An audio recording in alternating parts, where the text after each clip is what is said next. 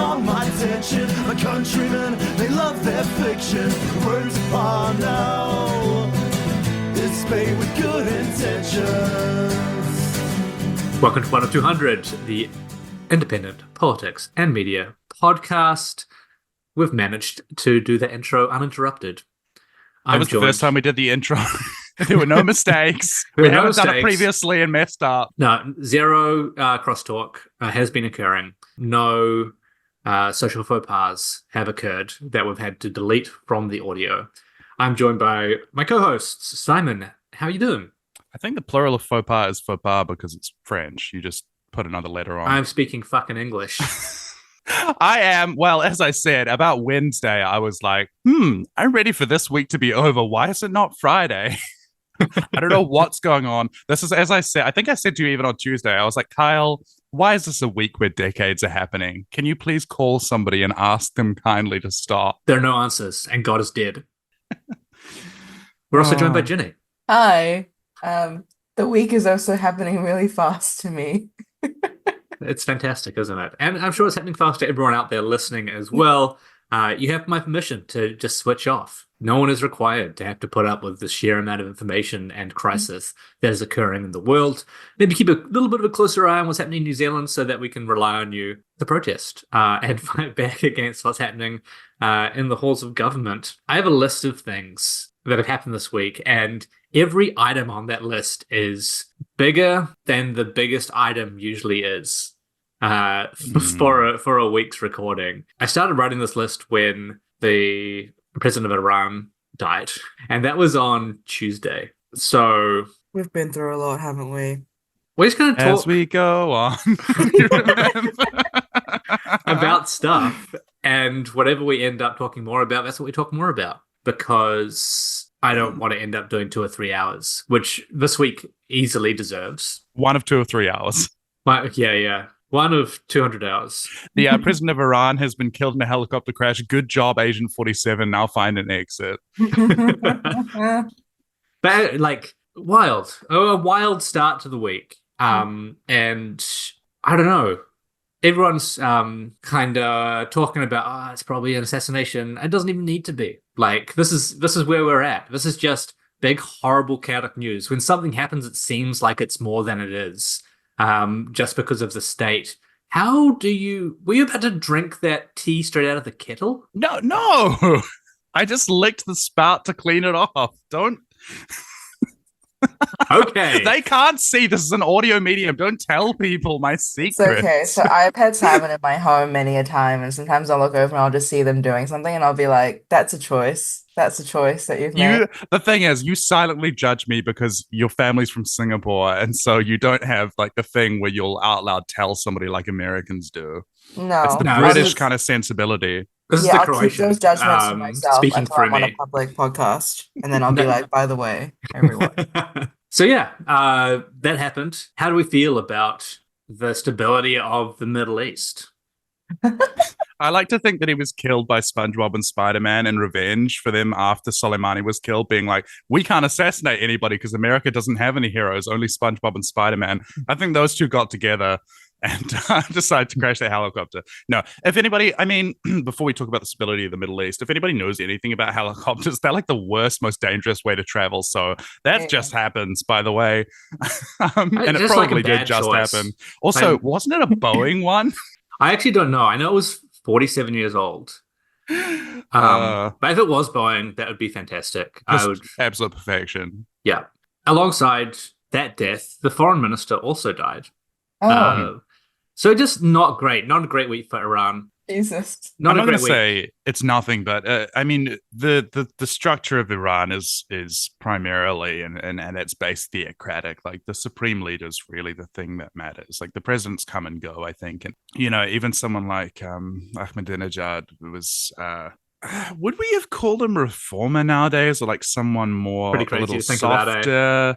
I don't know, but someone a little more moderate. I don't know how you would sort of characterize him these days, but even someone like that doesn't, necessarily make that much of a difference. There was always this kind of, I don't know. I think in the 80s, the United States sort of demonized the supreme leaders largely because they were a lot more of the face of the, how dare you capture our people kind of setting aside the fact that Reagan made sure that they weren't released and remain hostages so he could win his election, that more recently it's become about that kind of the people who they have actual diplomatic relations with. But the structure of the country and its polity is such that the secular leaders aren't as important. And I think that balance of power does kind of shift from time to time. Somebody who's an actual expert would be able to talk about that, but that's just kind of my gloss understanding of it. We have no actual experts on this podcast ever.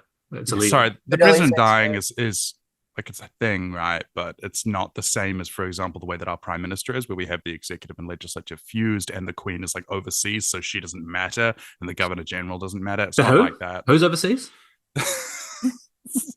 Didn't you hear about Charles?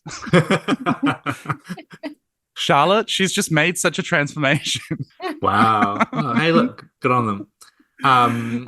But yeah, like worst, like a bad time for it to happen regardless, with everything else that is happening in the region. It doesn't seem, though, that anything's going to try and be like prosecuted here by Iran or by the States or anything like that.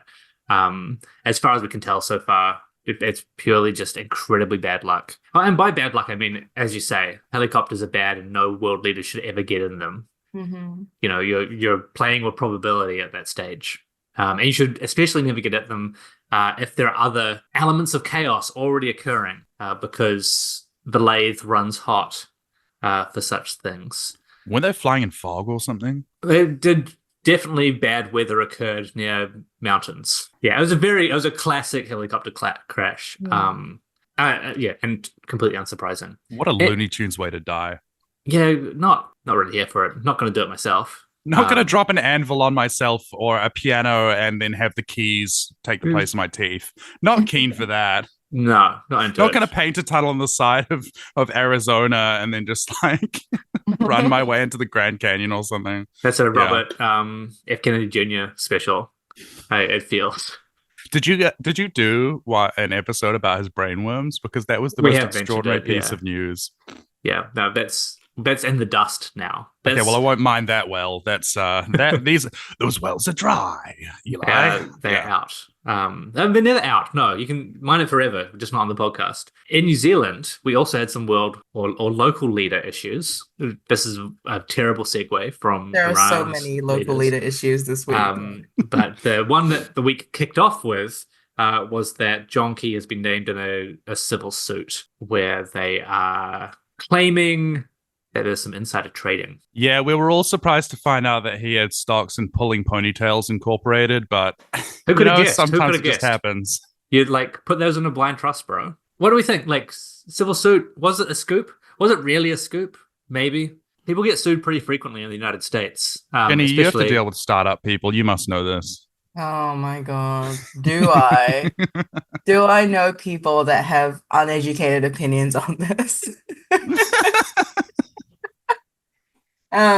100%. I will, I think what's important to remember is while the word or the phrase or the idea of being sued sounds so momentous when you're someone who is not living in the United States, they are doing this shit to each other all the fucking time. Yeah. I cannot stress how often this is happening almost on the day-to-day. And if you think about the details that have come out so far, at least in local news outlets, which again, we are like sort of like 1 degree separate. These are people who are reporting on the reporting that has already been done on this in the States. These are basically, he's being sued for alleged insider trading. And I think someone dug up that there were other lawsuits that he had also been subject to as like a share class. And that those were sort of like had already gone and been dismissed, and that he said specifically they were based on unproven allegations, and also like an earnings report from like one of the second financial quarters or something.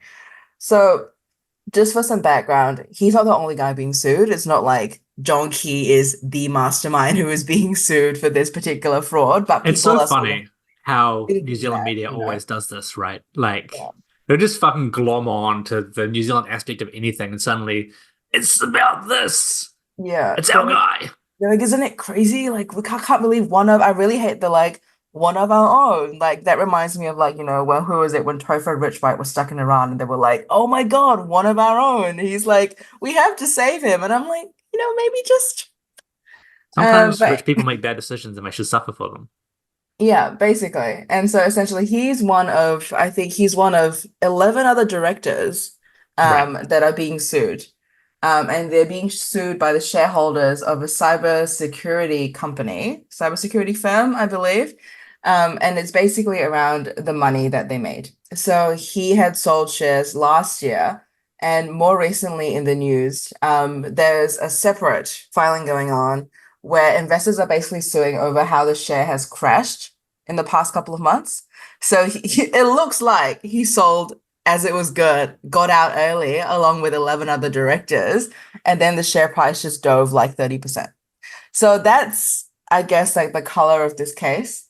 There has been no reliable reporting on how much John Key knew, unsurprisingly. Like everyone's been like, oh, he sold like these many shares and like for this much in December. But like in terms of like actual information out there, there is not much. And if you think about what he made, I think he made maybe like 800 grand or something. Some people who are named in the same suit, they made like $160 million.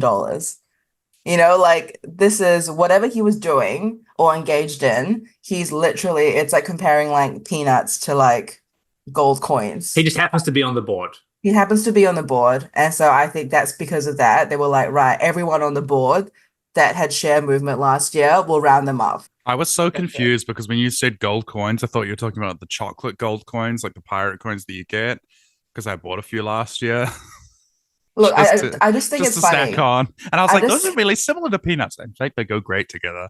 So I just think it's really funny that like this suit, I think the amount that they're alleging was sort of like misappropriated or sort of like gained via insider trading was something like what, $280 million.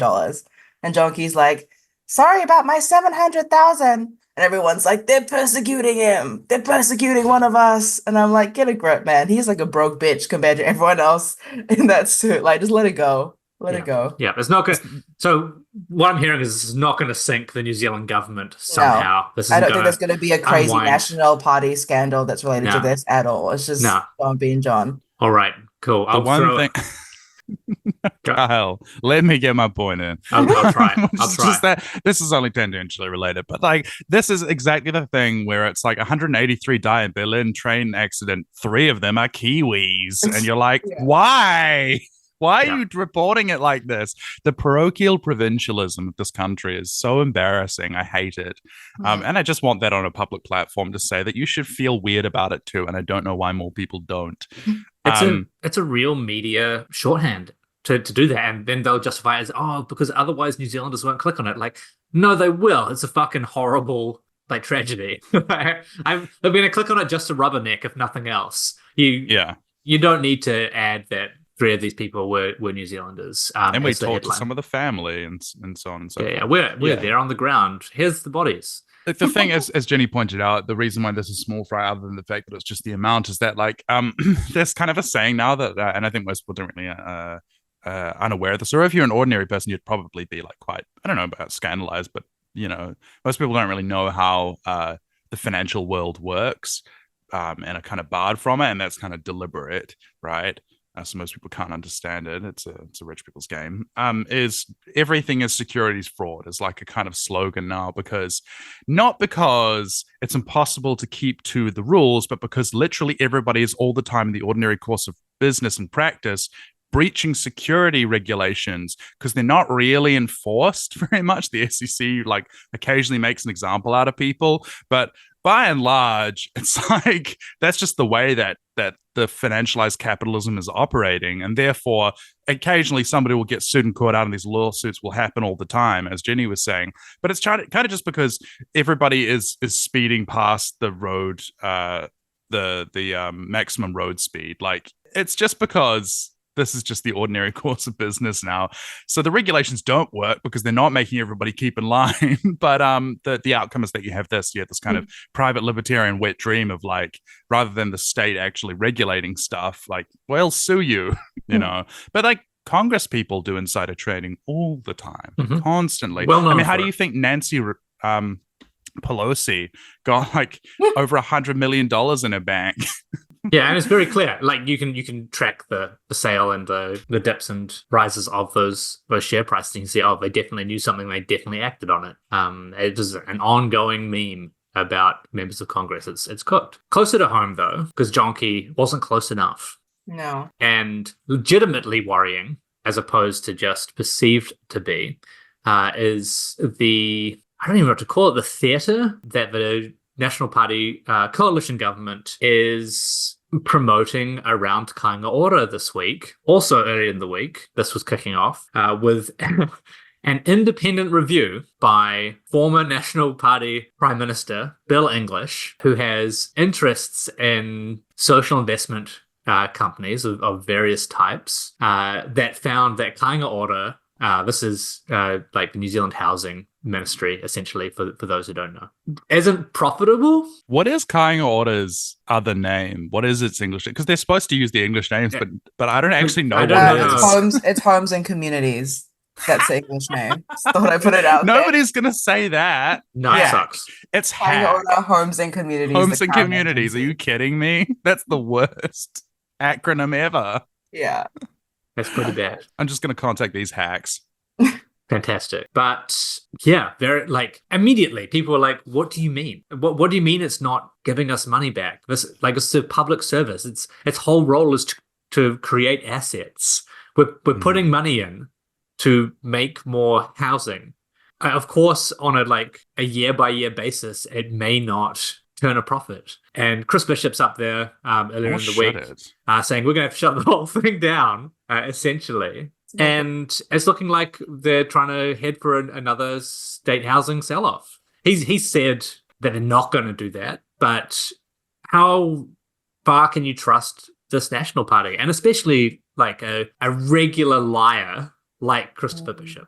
Yeah, Bill English has taken an interest in this. And then Chris Bishop has an interest in minors. And I think with Chris Bishop, I mean, like his job was lying, right? He was a tobacco lobbyist. And then like more recently, Nationals obviously walked so much back, right? But I think that we should believe them when, for example, Chris Bishop said in an interview with whoever that lady is who's on the TV. I don't know anybody reporters' names now because I don't watch the television. Where he said, like, you know, she asked him, what about inequality? And he said, what about it? You know, first Just of all, they rank. don't care. Second of all, his denial was specifically there won't be a, quote, mass sell-off of state housing. But I want people to note that something that was interesting about the goalposts being moved was that Luxon defined social housing not as state housing, but as housing that is supplied by any partner that is a non-profit, meaning that charities, quote unquote, which in this country, much like in most countries, are kind of not profit making, but are ways to plug up the shortfall of the state in a way that hands over the control over poor people's lives to rich people who have dinner parties and pay themselves stipends out of their own charities. Yes. It's free money for rich people. Let's just straight from the state often. Yeah, I'm gonna pull up some Oscar Wilde in a moment. But before then, I think it's important to note that moving of the goalposts means that what we're probably likely to see is at the very least the floating, whether internally in cabinet or outside of it, you know, the seeking advice of selling off houses to these charities. And most likely, because of the pattern of what we've seen in the past, that will be as with the sell-off of portions of the health industry so that Bill English's family could come in and supply healthcare for millions of dollars contracts to the government, the supply of this housing into charitable hands. And once it's there, it's unaccountable to the public. But also, it'll probably be their mates, right? This will be a way for them to transfer these assets into private hands and feel like there are clean hands about it, but also so that rich people can have control, again, over poor people's lives. The public doesn't have accountability over it. Charity's evil, anyway.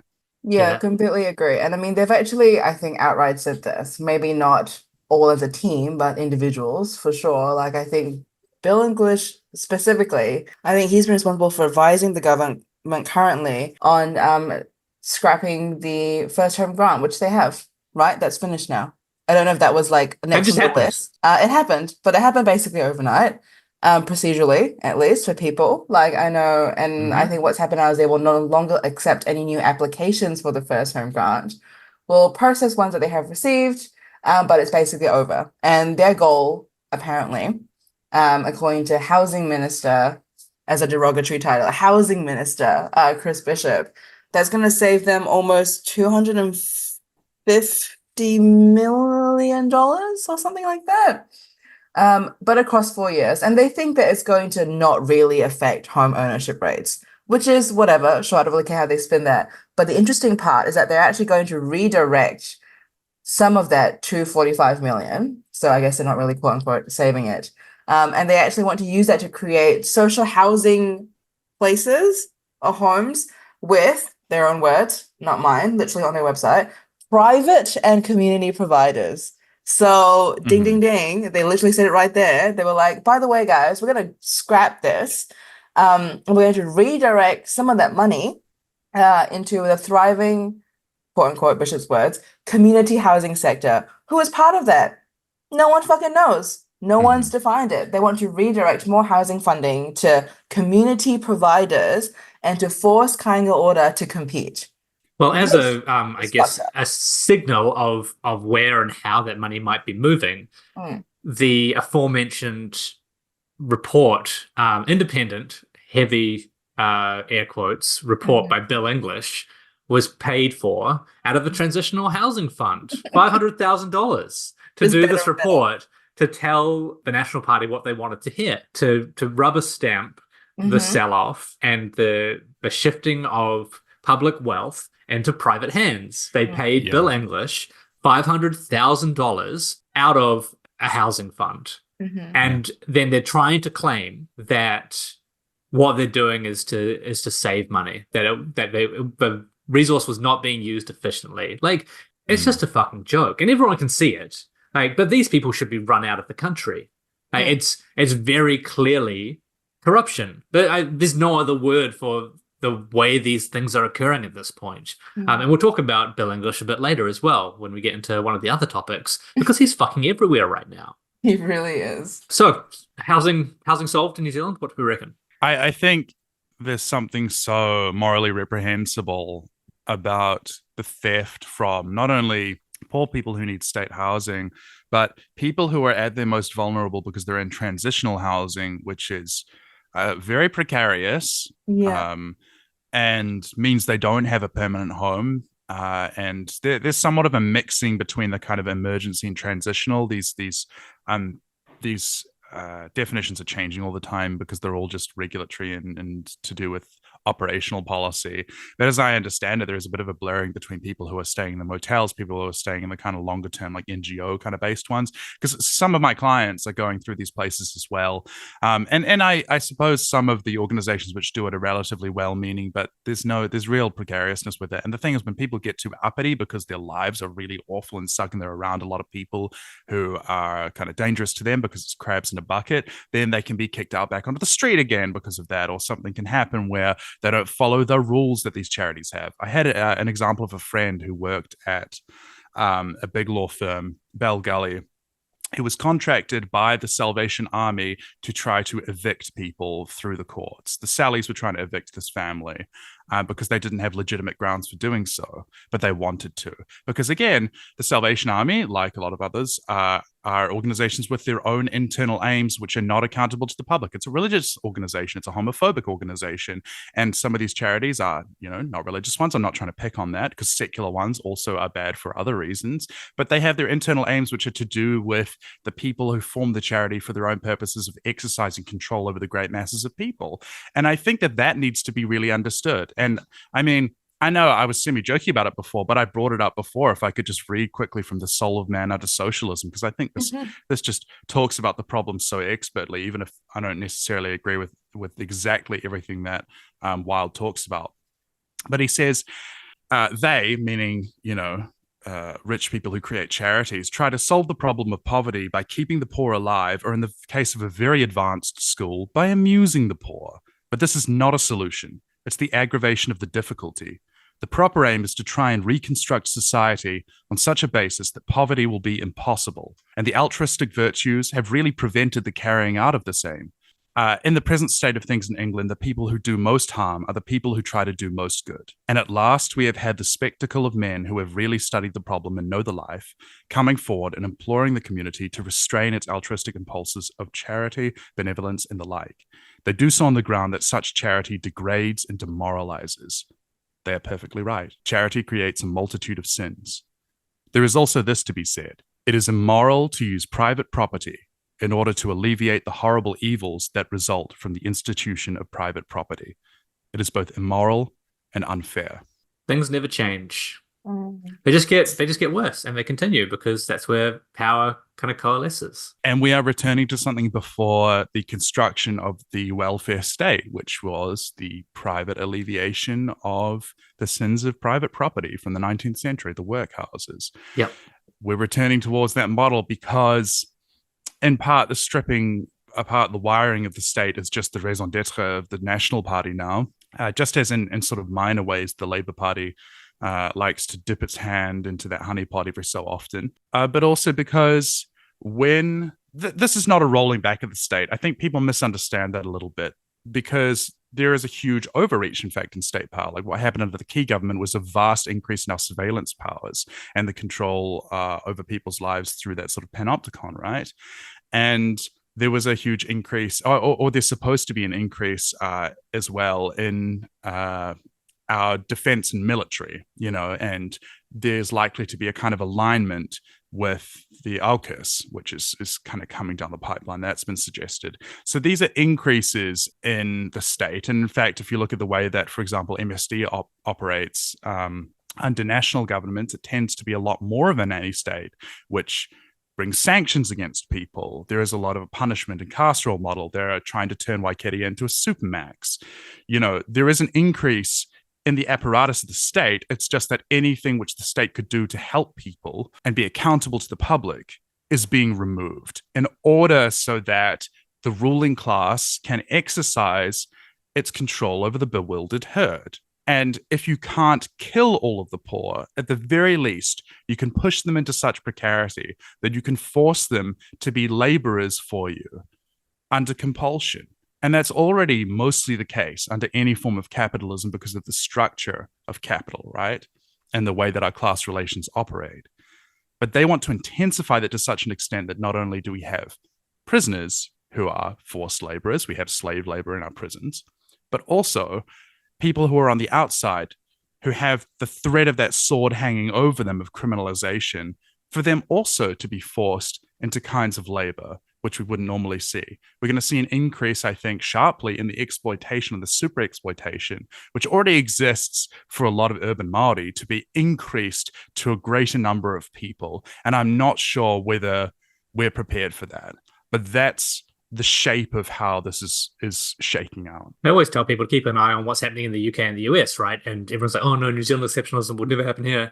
But they've just started passing child labor laws in the US and in the wrong direction. I want to be very clear about that. This is to allow businesses to hire child laborers again. This history of workers' rights is being actively unwound by the global right-wing movement. This is what they want. One of the things that people were saying when Bishop and others in the National Party were talking about how Kāinga Ora wasn't making enough money, I was like, okay, but what about any other big public service? Is defense making money? Is the army making money? Is the education system making money? Is the carceral state making money? One of the real risks of this, obviously completely correct. Public services aren't here to make money. They're here to support the economy of the people. You want people to be able to function within your society, and you need a structure to do that inside. It's very obvious stuff. But one of the risks of this kind of thing is saying something like, oh, but prisons don't make money. Okay, well now they do. We're going fully for profit. We're going to make a mega prison, which is something they're planning, and we're going to go US style, and they're going to have to turn a profit for us now. But the slave labor will be intensified because this is largely what prisons in the Western world do. They are there as an incredibly cheap source of labor and to lock people out of society. We've got a lot of bad stuff coming down the pipeline if you are using other Western liberal democracies, particularly those in the Commonwealth, as a way to extrapolate what New Zealand politics is likely to do in the next 5 to 10 years. Well, some of the operations of our prisons are already private, like Serco. And surprise, surprise, those prisons are the worst to deal with if you're trying to get a hold of a client and you just can't. Like it's like a black box. With some of them, these people disappear into basically a CIA black site, and the lawyers can't see them. I don't know if most people are aware that that's what it's like. And depending on where you get put into prisons in New Zealand, because some of them are contracted out to, again, Serco is a UK security company, right, to these private companies which are extracting profit from our carceral state, that it's like you may as well not have any rights. And there's a huge distinction between them. For example, if you're in Remutaka, people can get about 6 or so hours of time outside of their cells a day, which is the most basic of human rights, the ability to walk around within a slightly larger cage, right? At Spring Hill, they get about 1 hour sometimes, and you're not told when, so you're not able to call people. And you can book in things, but it's very difficult. And the disparity between those is not for any policy-based reason. It's not for any reason which has gone through our bureaucracy and has had reasoning or has had ministerial approval. It's purely operational because some of our prisons are cheaper than others because they are trying to extract as much profit out of them as possible. And it's very, very strange that this is a situation which goes on and nobody cares. But another thing about Bill English is that I believe, who was it who found out that he had done a report had made money out of a report into Mike King's mental health charity. The first place I saw it was on Twitter from Wellington Wahine. Yes, so major props to them. Kind of seen the news about it and was like, who did this report? And went and found it like incredibly quickly, despite the fact that no news media reporting on it, or breathlessly reporting on this report saying that Gumboot Friday delivered $5 for every dollar spent or something. Yeah. Like, oh my God, look at the cost-benefit analysis. None of them initially mentioned that this report too was done by Bill English. Yeah, a report whose research was nothing. It was a few infographics. It was a slide deck that could have been made by and was commissioned by Mike King as well, for the record. And was commissioned by the person who was supposed to show, it was the cost-benefit analysis. That's such a joke. It's such a joke. And you know what's even worse is that I don't expect... it's astonishing that this could be found online and wasn't found by our reporters, because it's not like our reporters are actually going out and doing anything. Like, all of them are just on making BuzzFeed listicles by scrolling Twitter. Like, none of them are actually doing any real work. So since you could do it online, why couldn't you find this? What are they doing all day? It's astonishing. Trying to get comms jobs, eh? It's just exasperating that you can have a staff department full of, I don't know how many people they have, but like 50 to 100 or something like that, whatever the scale is. And not a single person was just like, yeah, let me click through a few links and like spend time reading the abstract of this. What? Yeah, it's absolutely just, again, I said I would mention Bill English again, the scale of more and more overt corruption, because this is actually quite a New Zealand thing. It's been around forever. You give your mates some contracts, your mates give some other mates some contracts, and it all goes around in a big circle jerk. But one of the things with this Gumboot Friday money, which did not go through a procurement process, as well as Bill English being the person who did this independent report, the current CEO of Gumboot Friday is a National Party donor, and one of the board members was a National Party candidate. And it didn't go through a procurement process, so unless that had kind of been looked into, and credit to the people who found that out in the media, because you hadn't gone through a procurement process, if people hadn't gone to look at this stuff, you would never have known that. And this is the intent. This is what they want to do. You talked about a black box previously, Simon. And that's how they want public services to act. They want it to be at arm's length from the state, so it can't be OAA. We saw the same with charter schools being mentioned as they started to roll that out last week. You won't be able to OAA charter schools. You won't be able to OAA some of these private prisons. You won't be able to OAA the community housing providers. You won't be able to OAA Gumboot Friday. This public money flows into this. They set up their own structures with political cronies, essentially, and other people who are implicated towards party politics in a variety of ways. And then they're completely unaccountable because alongside that devolution of the state, they're also stripping out regulations. They do not want any accountability for the people that hold power over the vulnerable. And that in itself should terrify people. This is not somewhere we want a society to be.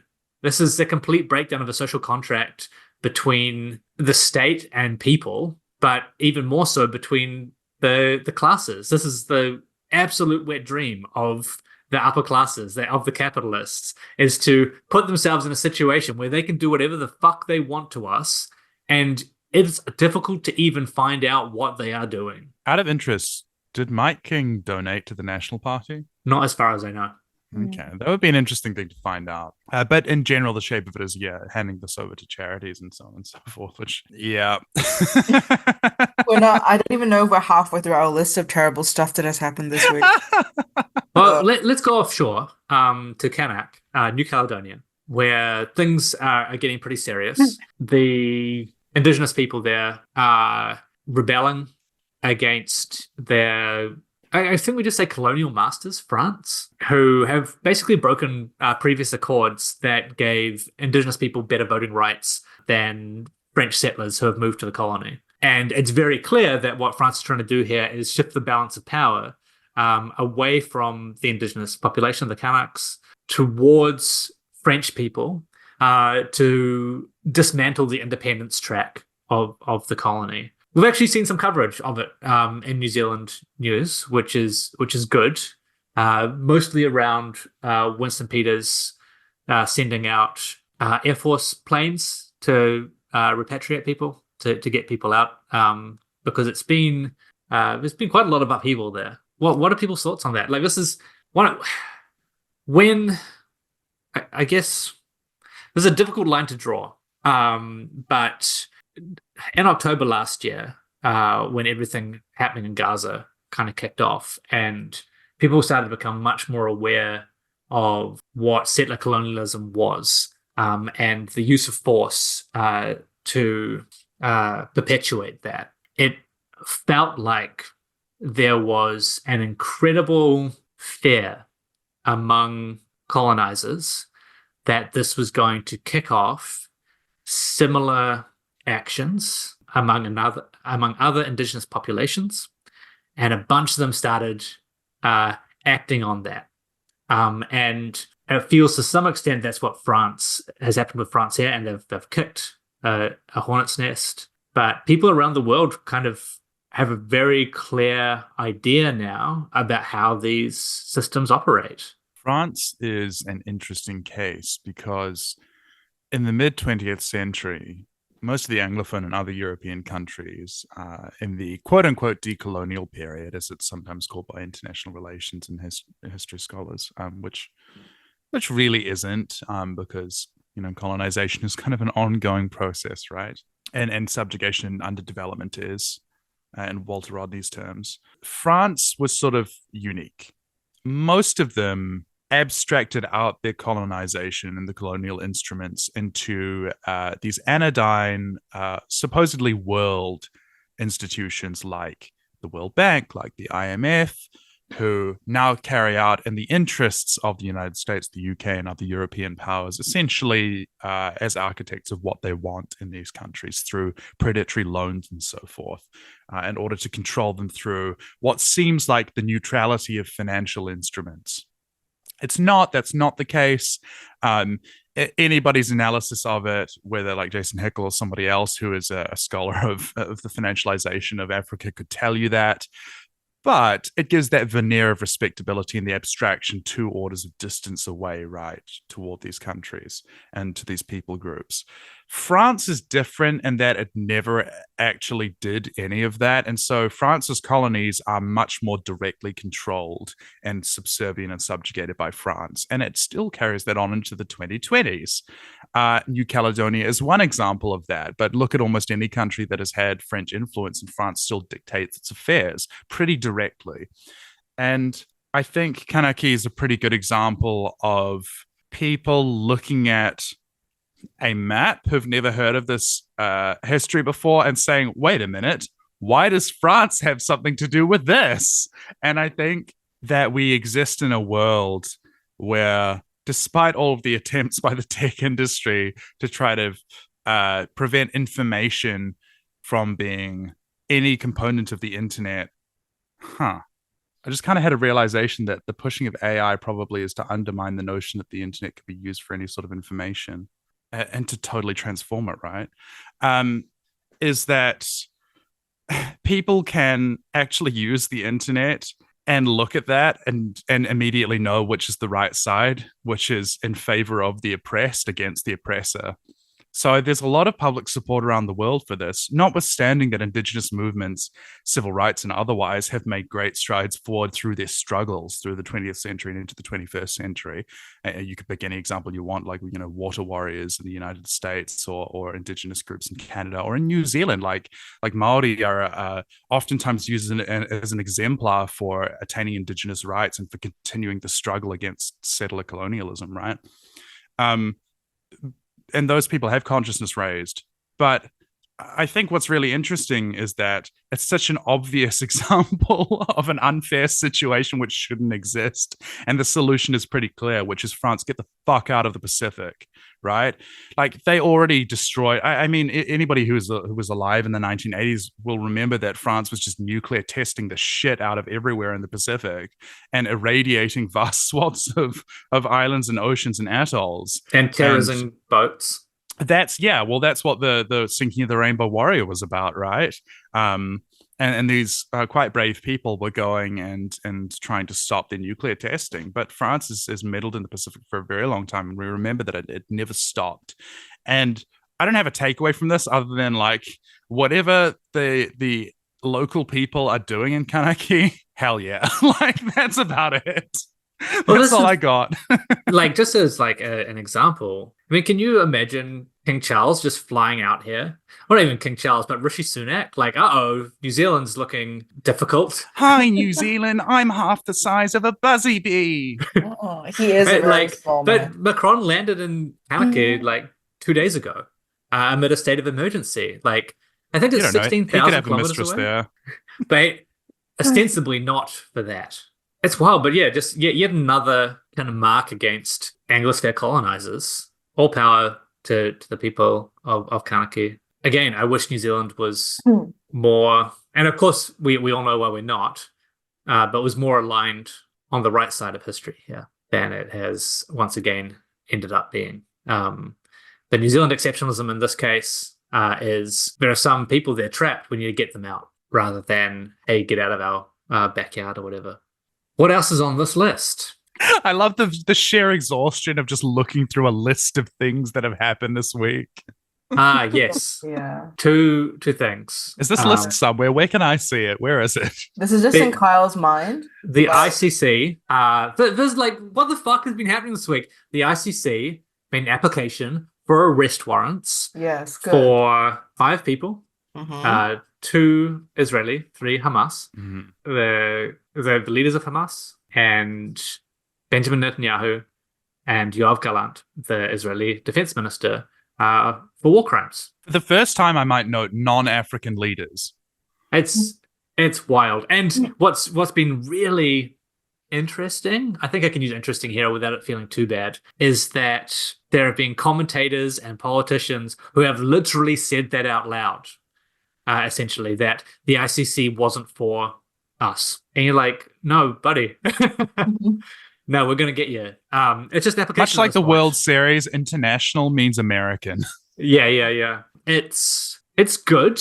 Obviously, the ICC is Hamas, and so is everyone who supports them. Karim Khan, the head prosecutor, Hamas. Mm-hmm. It's just becoming so pathetic and embarrassing. Yeah. From Israel and their supporters, particularly the US, who just keep doing this shit. One of the other guys was up there at the UN, like, shredding the charter. That was like so pathetic. Like, what a pantomime of democracy. It's what a loser does. If you had a prestige HBO show about world politics, these would be the fucking losers, and everyone look at them and be like, why are they here? For all that people call North Korea a rogue state, which, I have a lot of problems with anyway, North Korea doesn't do that. Do you know what I mean? And North Korea has suffered the indignity of the United Nations General Assembly overriding the Security Council to invade its country and bomb 90% of all of its urban infrastructure and horrifically unleash bacteriological warfare upon it. And yet it still recognizes the United Nations. Israel sees the slightest bit of resistance from a little bit of the facade of the American imperial front, combined with Europe and other satellite nations, just slightly cracking and a little bit of light seeping through, and has decided to throw its toys out of the cot. They have had it on easy mode for so long. It's beyond that. Tutorial mode. Yeah. And it's violent, it's stomach turning. But there's something so at the same time. I mean, we've all seen images right out of Gaza, and I don't want to make light of that, but I think there's something so odd about how we live in a world where everything has also a kind of comical element to it. Does that make sense? Where there's some kind of the blackest of humor, kind of embarrassing aspect to Israel's actions. It's childish. And more than that, there has been sort of material outcomes, and we can talk about a couple of those. But one, for example, was, you might have noted that this is recently, I don't know if this is a separate point on your list, but several countries have gone on to recognize the state of Palestine. It was a separate point, but good time to use it. Right. But just deploying that very briefly is that in response to it, just reading a tweet reporting, and that per NRK, which is, the Norwegian state broadcaster, in response to Norway recognizing Palestine, the Israeli Minister of Finance has announced they will stop sending tax money collected from Palestinians by Israel to the Palestinian Authority, which is the Palestinian government of the West Bank, where their settlements are. It's not Gaza. That Israel supports. Right. And will establish one new settlement per recognizing state, which is a direct statement of retaliation and contravention of accepted international law. The United States has, for its long-standing policy, said, oh, yes, the settlements are illegal, but what can we do? We can't stop them. And here is its partner directly saying, for each state that's recognized, we're going to establish one new settlement in the West Bank, degrading the possibility of a Palestinian state, right? Which already doesn't exist. You would need to have a unified, unitary, one single state of Palestine now that's federalized. A two-state solution is long dead. It's decades dead. It can't exist because Israel doesn't want it. This makes it an even more of a mockery of it, with direct retaliation in response to each state that's recognized. And what that does is kind of show I don't know, I don't think any Americans listen to this, but if an American is listening to this and you're somehow supporting of Joe Biden, he is more of a vicious war hawk in favor of Israel than George W. fucking Bush. This guy is a genocidal psychopath, and he loves blood, and he's bathing in it. Do you understand? There is no material distinction between if Trump wins and if Biden wins for most of the people around the world. Maybe internally there's something to do with your healthcare and insurance and however much you fucking pay on your copay, you piece of shit. But it doesn't matter for everybody else. So shut the fuck up on Twitter about how, you're helping Trump to win. Your man is a psychopath. Your man is evil. He is ontologically evil, the likes of which hasn't been seen in quite some time. And I need you to understand that. The United States has done nothing in response to this. Not only that, it's violated Section 70 of the Rome Statute. In response to Israel and its leaders being indicted and having warrants to arrest put out for them in the ICC, to which Hamas has said, yes, we're fine. We can be prosecuted because we believe that we've followed jus in bello, right? And will be rightly held accountable. Yeah. So Hamas is following the law on this. Israel has totally rebuffed it. The United States has said that it will retaliate against the ICC for having done this, for having just attempted to put on trial people about whom there are questions at bare minimum about their prosecution of quote unquote a war, but in reality, an ethnic cleansing and a genocide, right? It's a total violation. The United States is not a signatory to any of these instruments, the Rome Statute, the ICC or anything, because again, the United States is a rogue actor which makes its own decisions. But nevertheless, it's in total violation. And this is Biden's government. This is Anthony Blinken. Yeah. You mentioned his name. Yeah. The lich, you've spoken the lich's name, and now he will appear. Yeah, Um, it's so deeply bizarre at this point. And we all know how this shit operates. Like this is power, right? This is Yeah. hegemonic power. These people, as you say, are just evil. It's not like we're past the point of they're just acting in their interests. There's no nuance here. There's absolutely no nuance. Alongside US pushing back on the Supreme Court, a whole bunch of Republican politicians wrote a letter saying that they would sanction ICC officials yeah. at a state level. And Benjamin Netanyahu said he's not worried about it, but the ICC prosecutor should keep an eye out. Like, Yeah. this is a death threat. I just want to be very clear about that. This is we're coming for you. I think it was Smotrich, or was it the finance minister, and also Smotrich, who was making these claims about we're going to establish a. I believe Smotrich is the finance minister. Yeah, making claims about creating a new settlement for every recognizing state. But that hides the lead that they're just doing it anyway. Like, it's not like they're making extra ones for this. They're just going to say that one is among the many that we're doing, because the violence and the creation of settlements in the West Bank has not stopped. It was happening before October 7th, and it increased after October 7th, the amount of violence in the West Bank, and it immediately gave the lie to Israel's claims that they were prosecuting this war to get back at Hamas. Because it's not about that at all. It's about destroying any chance of Palestinian self-determination. It's about genociding the Palestinian people. And that's very clear if you take all the information in, instead of choosing to silo it in the way that Israel and the United States chooses to do so when they're talking on the international stage. I'm still not certain about the states that are recognizing Palestine. I think this is a good step. I think at least two of the three, it was Ireland, Norway, and Spain this week, with the big ones. I think at least two of them are still looking for a two-state solution. And as you said, Simon, that's not viable at this point. Israeli spokespeople, people in the Israeli government have said no. And again, it has come out this week, members of the Israeli government saying, no, from the river to the sea, we're going to have a full Israeli. It's going to all be Israel. They just constantly lie. They constantly contradict themselves. They're constantly hypocritical. And that's basically the point at this stage. And all of that can be found in Israeli media and by listening to them in their parliament and in their actions every fucking day. I need people to understand if they... I mean, what Obama would have done, which would have been a lot smarter, is to pin this on Netanyahu, right, personally. That's what they were going to try and do. But and then to have now. moved on. But Israel's just too mouth-foaming at this point. They're too rabid to be able to thread that needle. And I think that Biden doesn't care.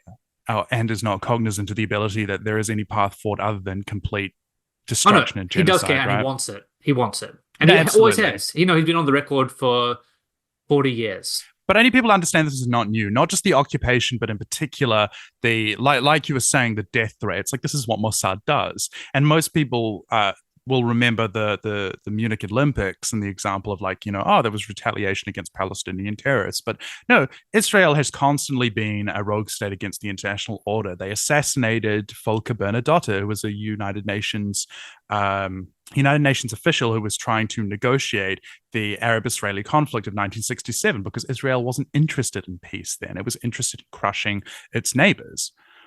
And so they were just assassinating UN officials. This has been going on for decades. Israel has always done this. It continues to do this. And I think, like you were saying, that there is this attempted, almost farcical, escape from international institutions, and that the United States is aiding and abetting this. And we've talked before. Perhaps I should explain very briefly that the ICJ, the International Court of Justice, doesn't look specifically at leaders, or it doesn't prosecute criminally in that sense. It makes rulings on international law, and so most of its rulings relate to in the course of war, for example, jus ad bellum, which is like international law relating to the prosecution, no, sorry, not the prosecution, the creation of war itself and the conditions of it. So, for example, the crime of aggression, which is a person invading another person or unilaterally undertaking, measures against them, or like, countermeasures. Whereas the ICC looks more at jus in bello, like the prosecution of the war itself by specific individuals within a government for whom responsibility can be pinned, right? And on whom. So that's that distinction. That's why there are these two things that are going on at once, and why they're personal, and why Hamas leaders can also have warrants against them brought by the ICC. Because, two people in a war, even if one side has unjustly begun the war, can both undertake activities which are in contravention to either Geneva Conventions, the Rome Statute, or anything else, right? And to our other conventions of international warfare, or against using certain munitions like white phosphorus, which Israel uses. If you grew up in far enough ago that you remember Vietnam, think something like napalm, right? The horrors of that sort of warfare and those sorts of weapons. Israel uses that sort of thing all the time. But I think it's kind of worth considering that the United States is rather an outlier for either not being a signatory to, or in the case of the ICJ after the Nicaragua against United States ruling in 1982, withdrawing from these international instruments. The United States is not supposed to be amenable to international controls and restraints upon itself. And in the case of the ICC in particular, which holds its court in The Hague, in the Netherlands, since the Bush administration, there has been a law on the books in the United States, sometimes called the Hague Invasion Act, which means if any US official is brought for prosecution by the ICC, the United States will invade the Netherlands. And it will be interesting to see if Israel is considered so much a part and parcel of the United States executive and the carrying out of its functions, that they will do the same for Israel and for Netanyahu and for other Israeli leaders who have arrest warrants against them. That will be interesting. But I think most people aren't actually aware that that's the case, that it's such a pariah state and such an outlier internationally that the United States has threatened the crime of aggression against one of its supposed allies if there is any sort of prosecution against them, not even an attempt to try to prove innocence, right, that it will do so. Yeah, it's not a good look, as they say. And it's yet another one of those things which, when people find out, it's like, oh, what the fuck? But this is a state of things, and this is why they want to ban things like TikTok, because they're starting to get enough information getting channeled directly to members of the world, human beings, about this information, which is all fact. Like disinformation arguments or whatever aside, there's just a lot more awareness of what the current state of the world is under US hegemony. I think maybe one of the last things to touch on is this morning, the ICJ came back from South Africa's application for further measures and orders from the court to stop Israel's invasion of Rafah, or Israel's actions in Rafah, I think, to be more exact. And the court has ruled in South Africa's favor. This is fucking huge news. The ICJ has said that Israel needs to halt their actions there. Israel is not going to do that, I suspect. But we talk about, none of this by itself makes a difference, but this is all unprecedented. This is all completely new ground in international law, and especially in regards to how Israel is being treated by international law, and the US, for that matter. This is another barrier past which solidarity with Palestine and Palestinian self-determination has now passed. This is not going to shake out the way that they think it's going to shake out. Yeah, I mean, this is like, people have been saying it for a little while, but Israel is basically done at this point, and it's either going to be done badly or it's going to be done not as badly. The state of Israel as it currently exists no longer be supported by the global order. And that's in large part down to the political structures that they have. Much more so than it is to do with the settler colonialism, which is the reason none of it should exist, but has not been an issue previously, especially alongside the way that so many other states of this sort exist. It is past the point where it can be treated or is being treated in the way that other similar states are, because of just how bad it is. Like it's one of those things. It could be 50 years still, but I don't think we've really seen a state end up this much of a pariah in a long time. But I couldn't really put my finger on it as to when we've had a situation quite like this in the international order. Hegemony is breaking, I think, as you said. It's kind of making a mockery of it, and countries which are supposed to be allies with the United States, i.e. they're bandwagoned onto the larger power, which to some extent exerts control over them as kind of satellite states, have started to recognize Palestine.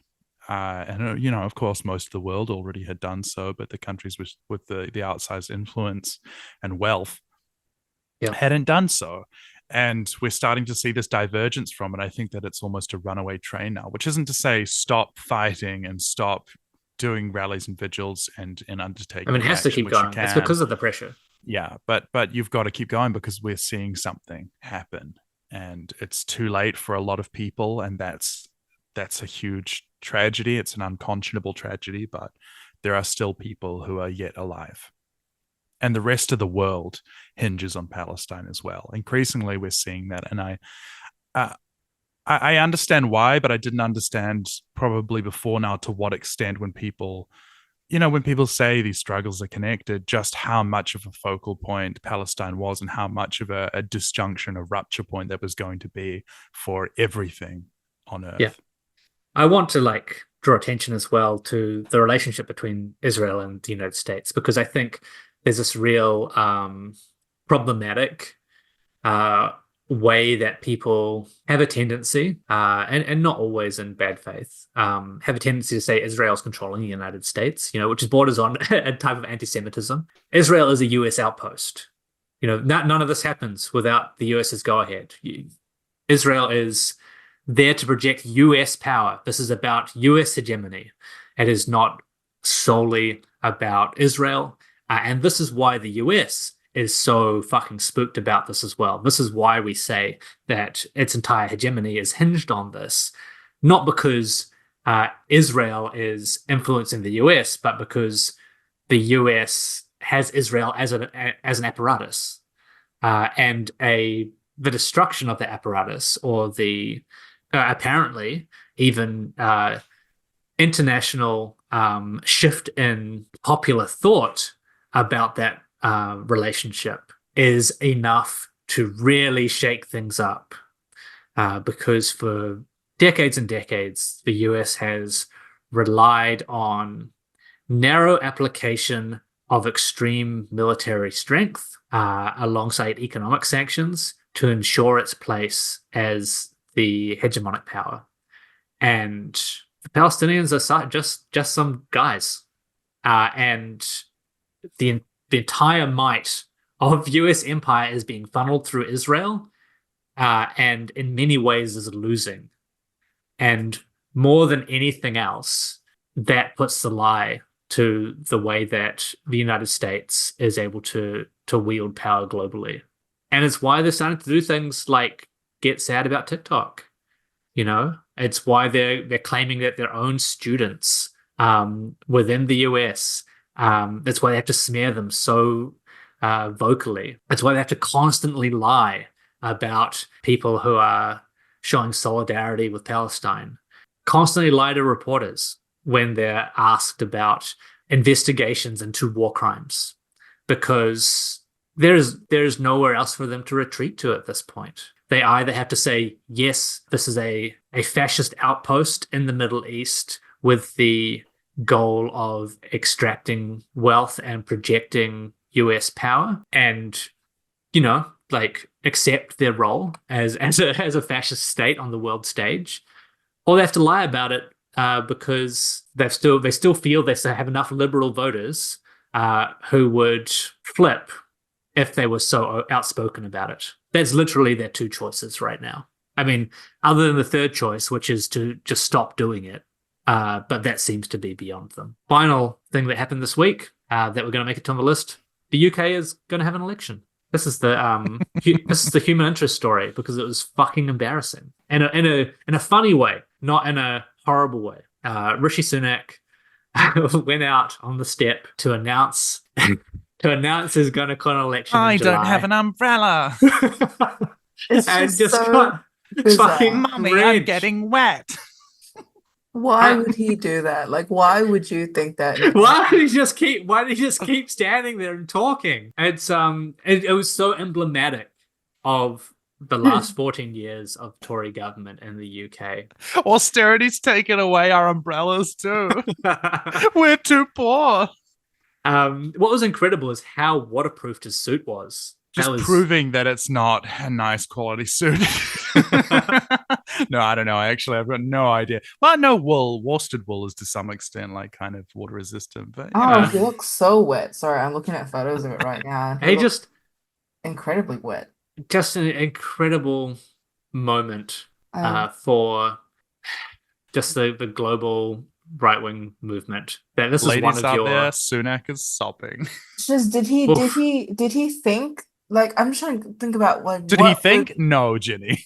what goes through someone's mind when they're in this position? Like, what compels you to call an election which you are guaranteed to lose? The power I of Christ compels you to elect. he had to call to one election. by January next year. Yeah. He's going to lose anyway. He felt like maybe with a shorter lead-in, the bleeding wouldn't be so bad. Yeah. I think. I guess maybe he thought it was the least shit time. Like, didn't they get some economic news that was positive or something in the last week or so? Who I knows? don't know. Who knows? It's just like, maybe he's just fucking over it. He's like, I mean, given his countenance standing up there in the rain, I Yeah, can that easily was imagine extremely that to be the pathetic. case. That was very pathetic. But we've also started to see a bunch of UK Tories, air quotes, defect to the Labour Party. It's barely a defection at this point. The Tories have just swapped suits. Labour under Starmer is pretty fucking horrible. What's really funny is that the polls show that if the election were today, Labour would be getting like 70 to 80% of all the seats in Parliament. Yeah. The most historic majority you can imagine, with which what it will do is more Tory government. Yeah. Unless something drastic happens. They're What a broken to the state. right. They're to the right of Tories on some things. And they've made a real kind of push of trying to show how Tory they are. It's horrible. But we get some moments of joy. And let's hope for many more ridiculous moments from politicians, right-wing politicians, in the Imperial Core. That's all we can hope for. I'm just imagining Starmer being the Prime Minister and calling on himself to go further. You know it's going to happen. It's absolutely. I would very much like to have words with the manager of this country, who, as it turns out, is named Keir Starmer. Great. Who wrote this? Yeah, I guess that's us for the week. We didn't. I think we got to about 2/3 of the things that were on the list. Wait, what? There's more? There's so much, man. I'm sure there's more. Can you just quickly list through them? No, I got to save some of them for later. Yeah. I was gonna say, like, one thing actually that we did talk about, which I thought was really funny when it came to New Caledonia, was everyone was basically convinced that the unrest in New Caledonia was actually being motivated by Chinese forces, which actually set me into a spiral. I think I blacked out from rage and incredulity when I actually read that in a variety of sources online, all mainstream media sources. You're looking forward to the Time story that's like, is China the new Russia? Oh, I mean, that's basically what The Economist has been saying about the situation. And apparently, people in France, senators are saying China's waiting for New Caledonia to fall into its hands like a ripe fruit about the local riots, which This is fucking Something feels incredible. weirdly racist about that, and I can't put my finger on I it. can't quite figure it Yeah. out. Listen to indie media, folks, Yeah. because the current information space has been Horrific. designed and bought to project power in the same way that Israel does for the United States. Yeah. You're going to find almost nothing there that is useful for actually unpicking why things are happening the way they are happening. And often they are going to be pushing a war hawk line, which is trying to escalate tensions between what is increasingly becoming a more equal playing field of great powers just don't be a part of it. Tap out. I personally read everything, just with the frame that there's fucking intent here. What is the angle of this? And then you try and piece together the real picture of what's happening in the world. But for most intents and purposes, this shit is just so defunct at this point. Like, share, and subscribe. Thank you to my co-hosts. Simon, where can people find you? People can listen to Go Han or Go Home, a podcast which has nothing to do with this one. I am at what's my at, Ginny, on Twitter? You're the original Mythros. That's right, because somebody stole my name. On Blue Sky, I'm just Mythros, which is spelled MYTHROS. On Discord, just DM me your Rainbow Warrior fairies, DM me anything. Don't DM them anything. What? You have a vulnerable mind and shouldn't be exposed to adult concepts. Wow. You're the only person who's allowed to mold and shape it Hannibal style. Psychic driving tonight, Queen? Look, I'm just saying, that's just my default state of being. Jenny, where can people find you? You can also find me on those same terrible places. Well, not on Go Han or Go Home, which is a good place that I don't touch because I can't touch, shadows can't touch the light. I'm not on Go Han, Go Home. But I'm also on X, formerly known as Twitter, and Blue Sky. I'm Eggs for Dogs on Twitter, and on Blue Sky, I'm just eggdog.me because the egg dog is me. Dogs love eggs. Dogs love eggs. Really That's do. been another week of 1 or 200, where we try and fit too much into too little time. Thank you for listening.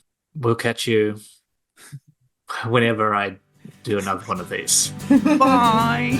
See ya. If artificers are denied, living a pointless life, but learning all your lessons. Fucking politics, there's no distinction. The road's upon now.